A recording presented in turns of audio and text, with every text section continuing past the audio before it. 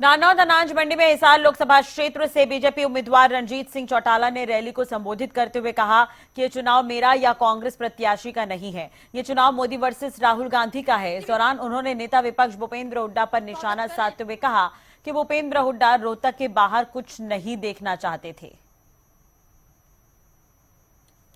के बाद देखिए, आज के दिन ये चुनाव मेरा और कोई कांग्रेस के कैंडिडेट का नहीं है। आज की जो परिस्थितियां बन रही है उसमें ये चुनाव देश की सुरक्षा, देश का आगे भविष्य और देश को आगे किस तरीके से बढ़ना चाहिए, इन हालात में ये मोदी साहब वर्सेस राहुल गांधी का चुनाव है।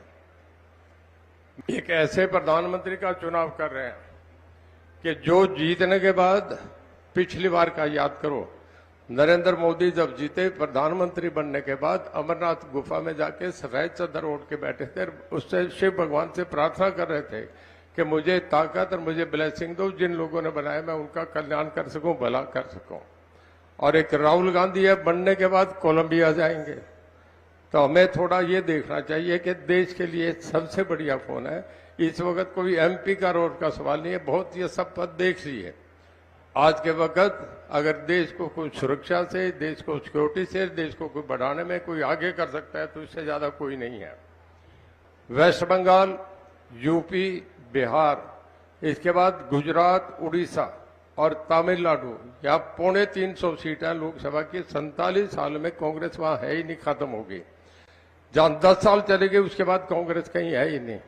ये हुड्डा साहब वही है जो पिछली बार जब 2014 से पहले, आपको याद होगा, जितनी नौकरी लगी रोहतक में, जितनी सर्विसेज कच्ची पक्की पेंशन का चर्चा होता था कि इंटरव्यू कच्ची से होता है फिर पक्के से मार्क दिए जाते हैं जब पैसा पहुंच जाता है। सारी नौकरी रोहतक में, सारा पैसा रोहतक में, सारे फ्लाईओवर रोहतक में।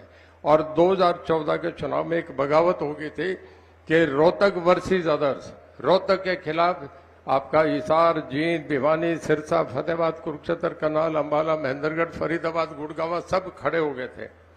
हुड्डा साहब केवल रोहतक के बाहर कुछ नहीं देखना चाहते।